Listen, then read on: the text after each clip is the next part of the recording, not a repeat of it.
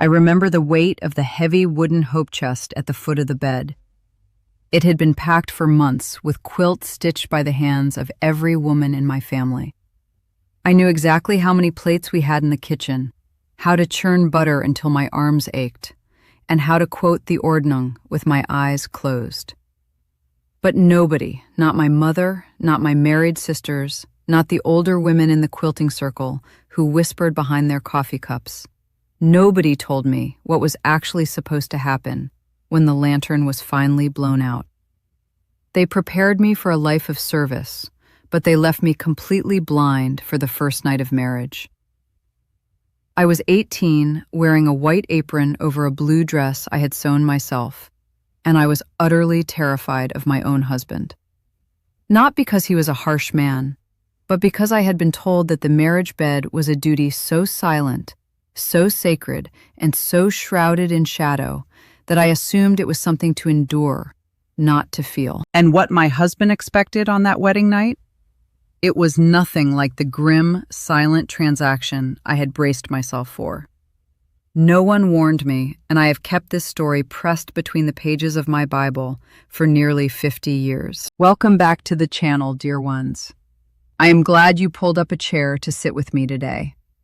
The kettle is on, the mint is fresh, and the stories we share here are the ones that usually stay hidden behind the closed doors of a dowdy house. Today, we are going to talk about the things that make our cheeks flush, the things we were too afraid to ask our own mothers, and the strange, beautiful, confusing reality of closeness when you grow up in a world where a button undone too low is considered vanity. If you have ever felt unprepared, or if you have ever looked at the person lying next to you in the dark and wondered if your confusion was a sin, then keep listening, because this story is for you. Think back to your own beginnings. Were you ever left in the dark, literally and figuratively? Hold that thought close. The morning of my wedding, the house smelled like roasted chicken and celery. Benches already lined the barn, and outside, men heaved the last hay bales aside to make room for the long tables. Inside that room, my mother laid out a new white nightgown on the bed without a single word. Cotton, high-necked, long-sleeved. It looked exactly like my day dress, just thinner. My fingers trembled as they touched the fabric. I knew how to be a wife, helpmeet, submissive, gentle. I knew to rise before the rooster to start the fire. But holding that nightgown, a sudden panic gripped me. What exactly was being a wife in the darkness? My only lesson had come at age 12, when my aunt visited after her wedding. I asked her, stupidly, brightly, if it was fun to have a sleepover with a boy. The room went silent. A cast-iron skillet clattered to the floor. My aunt's face turned the color of a pickled beet, and she whispered, "It is a woman's cross to bear, Mary. You close your eyes and think of the Lord's work, and it will be over soon." That was it, the entirety of my education. A burden placed upon women by God, one we must not complain about.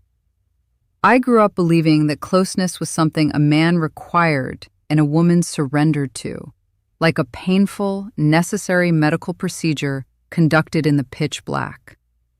Standing there on my wedding day, I felt like a lamb being led to a very specific, very quiet slaughter. Still, deep in my stomach, a flicker of something else stirred. If it was just a burden, why did the young husbands sometimes look at their wives across the church pew with such a deep, burning softness? Why did my cousin Rachel, after a year of marriage, start humming while she kneaded the bread, her eyes sparkling? A missing piece lay hidden in this puzzle, and I was terrified to discover it without any instructions. The ceremony stretched 3 hours long. Sermons, singing, trying not to look at the man who was about to become my whole world. Samuel. A good, strong man with hands that could fix a plow and eyes the color of the sky just before a summer storm. He was 30 years old, a widower. Yes, another secret I carried. He had been married before, briefly, to a woman who died of fever only a year into their union. The community praised me for taking on a widower, but the older girls gave me pitying looks. They assumed he had known love and loss, and that I would forever be competing with a ghost. Yet I wondered, in the deepest, most selfish part of my heart, did his first marriage mean he knew what he was doing? That possibility paralyzed me further. If I fumbled in the dark, he would know I was failing. Anxiety coated my throat so thickly I could barely swallow the roast chicken at the feast. Watching him during the meal, I noticed he ate slowly, methodically. He didn't look at me much, modesty in public, our way. But once, just once, he caught my eye, and instead of a stern, stoic farmer's gaze, he gave me the smallest, almost invisible smile. A secret signal, a gentle reassurance. My stomach flipped, not with sickness, but with something that felt like catching fireflies on a summer night. Wonderful and terrifying all at once. By the time the last guest finally left, darkness had settled thick over the farm. Kerosene lamps burned low in the house that was now mine, casting long, dancing shadows on the walls. I slipped into the bedroom to change into that high-necked white nightgown while he occupied himself in the kitchen, probably checking the stove. My hair I brushed out and braided tight. Then I stood there, rigid as a fence post, beside the bed. This was it. The grim transaction. The burden. Heavy boots sounded on the wooden floor.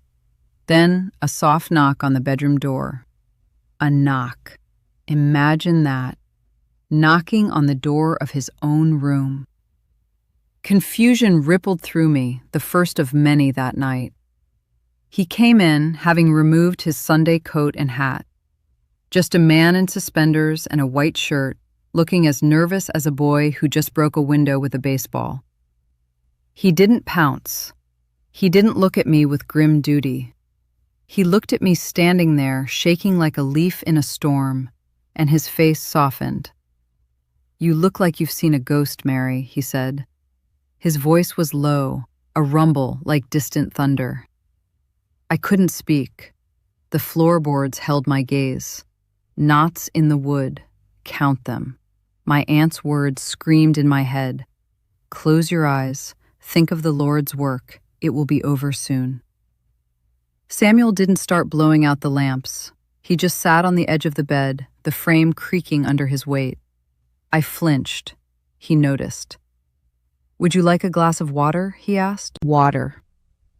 This was not the brutal, choreographed duty I had imagined. He saw that I was frozen, and he just started talking. About the wedding, about how nice the beans tasted, about how his horse, Bessie, had almost kicked over the buggy this morning. Rambling.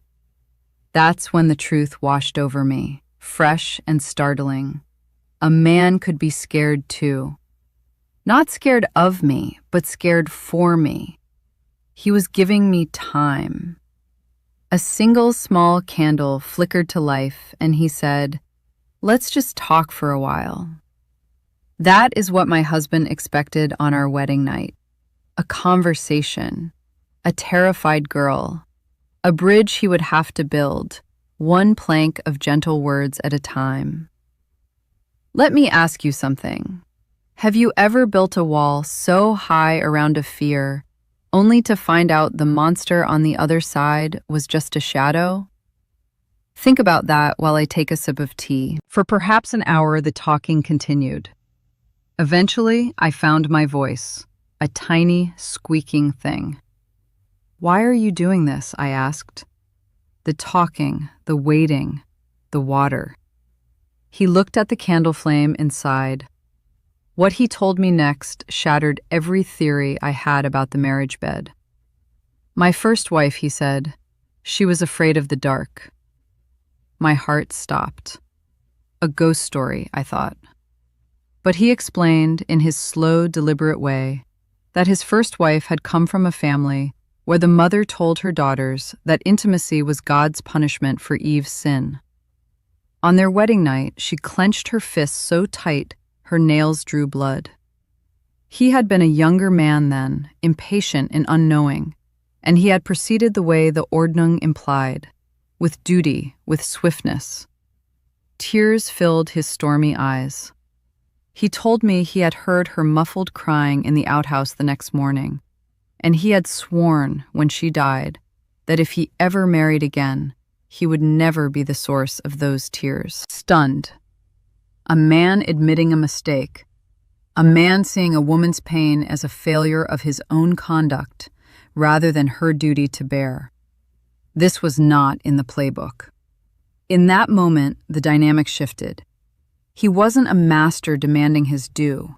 He was a partner craving connection, not just submission. His hand reached over and took mine, not forcefully, but like testing the ice on a frozen pond. Warm, rough with calluses from the plow, feather light in its touch. "Nothing happens in this house that you don't want to happen," he said. "We can just sleep. We have 50 years ahead of us, God willing. I can wait." Dear ones, this is where the real conflict began. I expected a monster. I was prepared to endure. But kindness? I was utterly unprepared for kindness. Kindness was harder. If he had been harsh, I could have shut down, retreated into my mind, recited the alphabet backwards until it was over. That's what I had practiced. His tenderness stripped me of my armor. Sobbing took me then. Not dainty, ladylike crying, but a messy, ugly, hiccuping flood. All the pent-up fear of 18 years, all the grim warnings, the clanging skillets, the burden nonsense, it came pouring out. I cried because I was relieved, and I cried because I was ashamed. Broken, I felt, like a defective clock. Here was a man offering me a reprieve, and I was so damaged by my upbringing that I couldn't even accept safety gracefully. He didn't tell me to stop crying. He didn't call it the devil's sadness.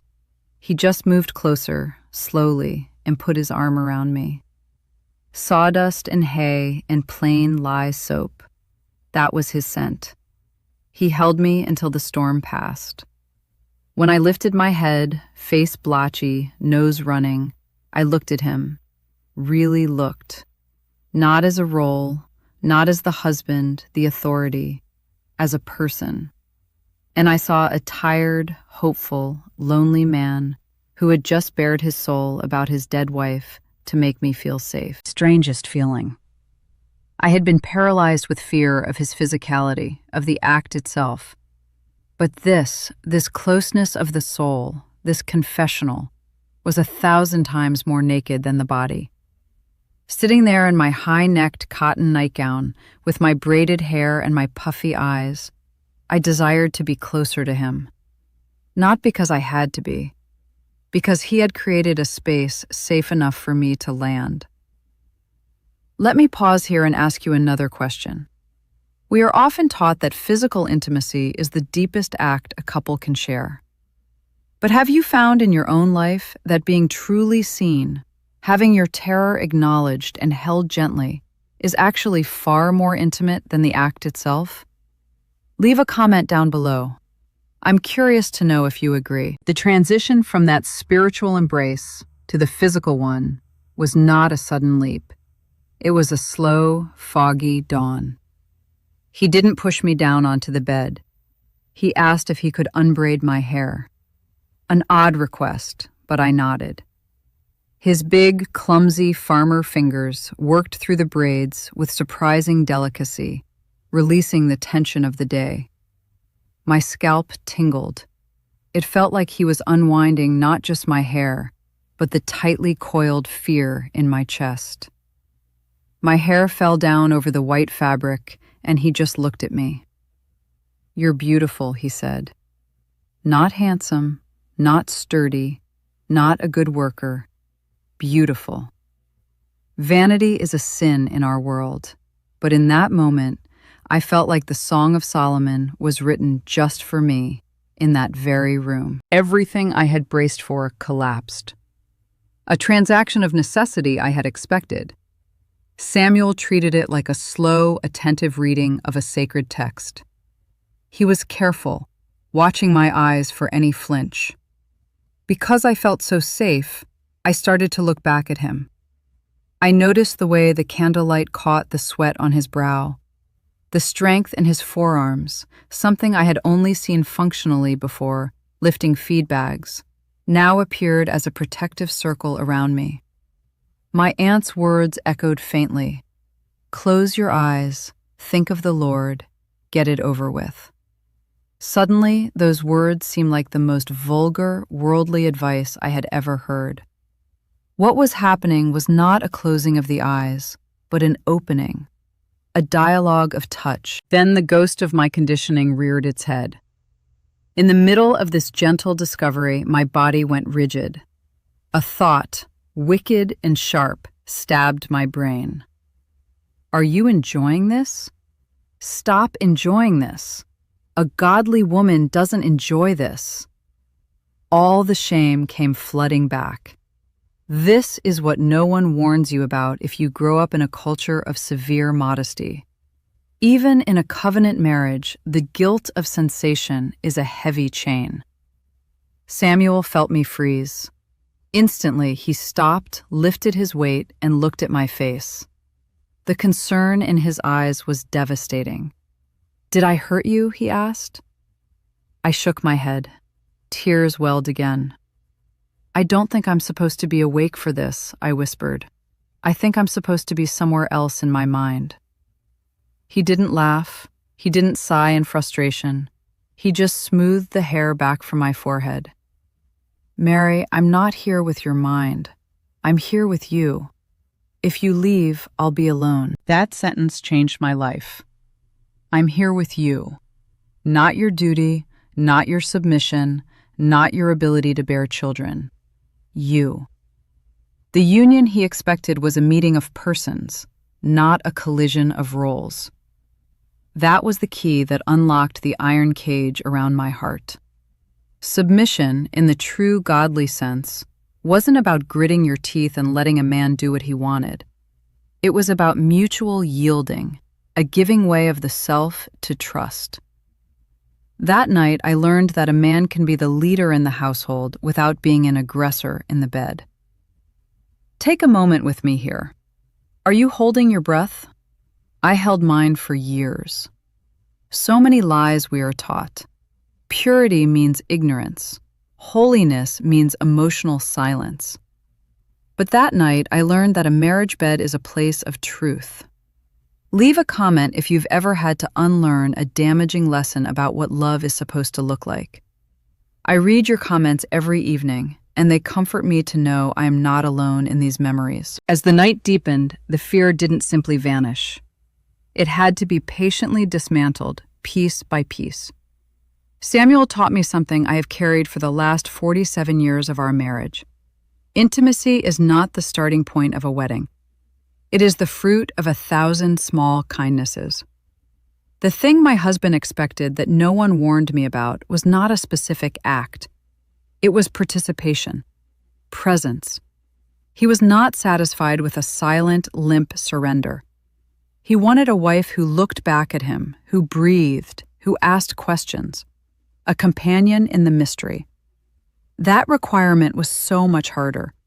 It demanded I own my body, a body I had been taught to ignore, to cover up, to be ashamed of since I was a sug of 12. The candle burned out, the wick sputtered, the orange glow died, and total blackness swallowed the farmhouse. Usually, the dark terrified me. But in that darkness, I was no longer a lone skull in a nightgown. I was just Mary. He was just Samuel. The labels, bishop, farmer, wife, widower, they all dissolved. Only touch and whisper remained. Raw honesty. The sounds of the night, crickets, wind, the creaking of the old house, became a symphony instead of a frightening void. The dark was a blanket of privacy, not a curtain for dread. I won't pretend the tension disappeared instantly. The brief, sharp physical reality of the wedding night was real. But because he had built this cathedral of trust around us, the pain was not a trauma. It was a threshold. He checked on me with every breath, so gentle that I didn't feel like a martyr. I felt like a partner crossing a finish line. After he held me, I did not feel like a used vessel, as some of the stricter older women had insinuated I would feel. I felt a deep, primal sense of belonging, territorial. This man is mine. That was the biggest shock of all. The feeling wasn't gross or purely spiritualized. It was a fiery, bonding glue. Listen closely now. This next part holds the core of the regret I carry, not about him, but about our culture. The reason no one warned me wasn't just shyness, it was ignorance. The generations of women in my community who spoke of the marriage bed as a grim duty were not lying out of malice. They were telling their truth. They had never experienced kindness. Only the transactional, hurried, silent act that comes when a man takes and a woman merely tolerates. How tragic. For 40, 50, 60 years of marriage, they missed the secret. I nearly missed it too. If I had married a man less tender, a man who took my stiffness as a personal affront or a challenge to break, I would be one of them. My grim face at the quilting circle would have been the warning to the next generation. So what do we do with this? The days that followed the wedding were a clumsy, beautiful dance. Learning to read each other's signals in public, a glance across the barnyard, a particular way he would hand me a basket, was an extension of that vulnerability. We became a conspiracy of two. The taboo of curiosity within marriage proved the most difficult chain to break.